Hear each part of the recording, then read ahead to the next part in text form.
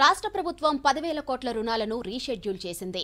దీంతో రాష్ట్రానికి ఏటా 510 కోట్లు ఆదా కానున్నాయి. 10 ఏళ్లలో 5,500 కోట్ల దాకా మిగలనున్నాయి. రాష్ట్ర ప్రభుత్వం ఆర్థిక ఇబ్బందులు ఎదుర్కొంటున్నప్పుడు లేదా వడ్డీ రేట్ల తగ్గింపు కోసం రీషెడ్యూల్ చేసుకునే అవకాశం ఉండటంతో ఈ పని చేసింది సర్కార్. రుణాలిచ్చిన సంస్థలతో చర్చలు జరిపి కేంద్రాన్ని ఒప్పించింది. రాష్ట్ర ప్రభుత్వం power finance corporation, rural electrification కార్పొరేషన్ల నుంచి తీసుకున్న అప్పులలో సుమారు 10,000 కోట్లు రీషెడ్యూల్ అయినట్లు తెలిసింది. ఈ రీషెడ్యూల్ ద్వారా రాష్ట్ర ప్రభుత్వానికి ఏటా దాదాపు 550 కోట్ల వడ్డీ భారం తగ్గుతుందని అంచనా.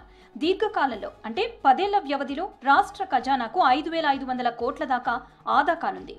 తెలంగాణ ప్రభుత్వం మొత్తం 50,000 కోట్ల రుణాలను రీస్కెడ్యూల్ చేయాలని కేంద్రాన్ని కోరగా ప్రస్తుతం 10,000 కోట్లతో సరిపెట్టినట్లు సమాచారం. ఇది కూడా గడిచిన ఆర్థిక సంవత్సరమే చేసినట్లు తెలిసింది. రీషెడ్యూల్తో కొంత ఉపశమనమే లభిస్తుంది.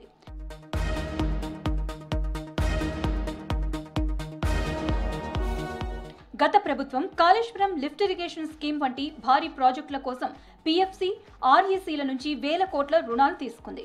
ఈ రుణాలపై వడ్డీ రేట్లు చాలా ఎక్కువగా ఉన్నాయి. కొన్ని రుణాలపై వడ్డీ రేటు ఏకంగా 10.75% నుంచి 11.25% వరకు ఉంది.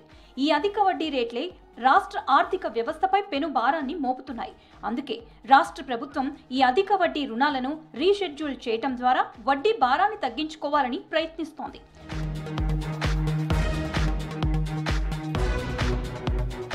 కాంగ్రెస్ ప్రభుత్వం ఏర్పడక ముందు 2023 వరకు 10 ఏళ్లలో పీఎఫ్సీ 1,10,000 కోట్లు, ఆర్ఈసీ 1,57,306 కోట్ల రుణాలను తెలంగాణకు ఆమోదించాయి.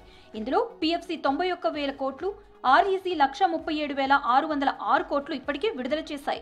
ఇందులో కొంత మొత్తం చెల్లింపులు పూర్తి చేశారు. ఈ భారీ రుణాలపై వడ్డీ చెల్లింపులు తెలంగాణ బడ్జెట్లో పెద్ద వాటాను కైవసం చేసుకుంటున్నాయి. డిస్కంలకు గతంలో ఉదయ్ పథకం కింద ఆర్ఈసీ, పీఎఫ్సీలు వడ్డీ రేట్లను 12% నుంచి 9.95% తగ్గించడం వల్ల కూడా కొంత ఉపశమనం కలిగింది.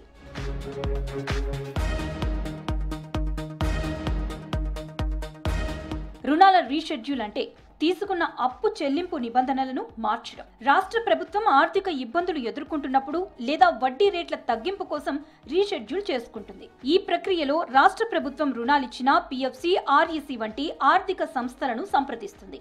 రాష్ట్ర ఆర్థిక సంస్థల మధ్య చర్చలు జరిగాక కొత్త నిబంధనలకు కేంద్ర ప్రభుత్వం ఆమోదం తెలుపుతుంది. దీంతో రాష్ట్ర ప్రభుత్వానికి వడ్డీ భారం తగ్గి ఏటా 100 కోట్ల ఆదా అవుతుంది. తెలంగాణ సర్కార్ కూడా 10,000 కోట్ల రుణాలకు ఇలాగే రీషెడ్యూల్ పొందింది.